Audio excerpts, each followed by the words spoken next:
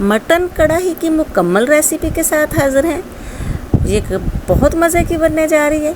सबसे पहले आप मेरे चैनल को सब्सक्राइब कर दें, बेल आइकन भी दबा दें ताकि नई नई वीडियोज़ आप तक पहुंचती रहें। तो बहुत मज़े की मटन कढ़ाई के लिए 1 किलो हमने मटन लिया है। ये 1 किलो साफ़ सुथरा मटन लेके अच्छे से धो के खुश्क कर लिया है।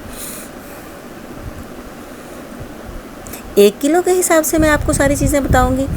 तो सबसे पहले इसको धोकर कुकर में डाल लेंगे।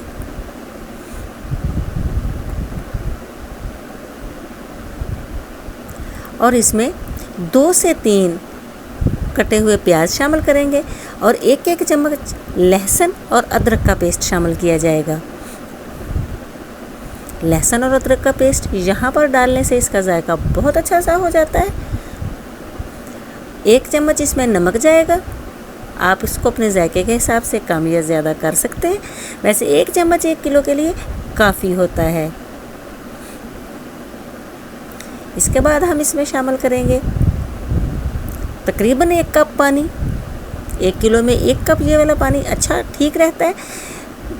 अब हम इसे 20 से 25 मिनट तक पकाएंगे। 20 मिनट में ये बहुत अच्छा सा गल जाता है। सीटी लगाकर बंद करके हम इसको तकरीबन 20 मिनट के लिए पका लेंगे। 20 मिनट के लिए हमने इसको पका लिया। ये देखें बहुत अच्छा और बहुत ज़बरदस्त किस्म का गल चुका है ये। तो अब हम एक कढ़ाई लेंगे। ये कढ़ाई नॉन स्टिकिंग नहीं होनी चाहिए। कोशिश करें कि नॉन स्टिकिंग ना हो, क्योंकि हमने इसको बहुत सारा भूनना है, क्योंकि ये बहुत मज़े की कढ़ाई बनने जा रही है। तो मटन को हम इसमें थोड़ा सा पानी भी है अभी, तो इसको हम कढ़ाई में शामिल कर लेते हैं और इसको पकने के लिए रख देते हैं। इसमें अब हम तकरीबन 3 से 4 टमाटर जो हैं वो काट कर शामिल कर देंगे और इसे हल्की सी आंच पे पकने देंगे। टमाटर अच्छे से गल गए हैं, छिलके मैंने इसके ऊपर से उतार दिए। अब इसको अच्छे से इसके अंदर हम मिक्स कर देंगे। वीडियो को पूरा देखिए कीजिए, स्टेप बाय स्टेप फॉलो किया कीजिए ताकि आपकी जो चीज़ है वो कोई भी चीज़ जो आप बना रहे हैं वो बहुत अच्छी बने। छोटी छोटी चीज़ें आप मिस कर देते हैं जिससे चीज़ अच्छी नहीं बनती है। 1 कप इसमें ऑयल का जाएगा।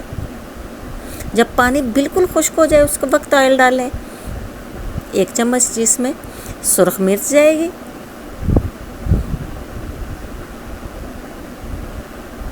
थोड़ा सा भूनने के बाद इसमें हम दही शामिल कर देंगे। 1 कप इसमें दही जाएगा और इसको अब हम फिर दोबारा से अच्छे से भून लेंगे।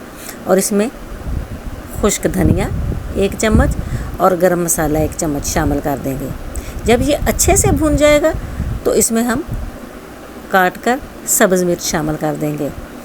और बिल्कुल आखिर में हम थोड़ी सी मोटी कुटी हुई, हाथ से कुटी हुई काली मिर्च इसमें शामिल करेंगे, जो कि इसका ख़ास आइटम है। ये याद रखिएगा कि इसको बहुत बारीक नहीं पीसना है, बल्कि इसको कूट के डालना है। और इसके बाद इसको धनिया अदरक वगैरह के साथ आप गार्निश कर दें और ये बहुत मज़े की कढ़ाई तैयार हुई है। दही की रेसिपी, ये मिंट की रेसिपी मैंने पहले शेयर की हुई है। मैं आपको इसका लिंक जो है वो शेयर कर दूँगी। तो दही की चीज़ ये चटनी के साथ इसको सर्व करें।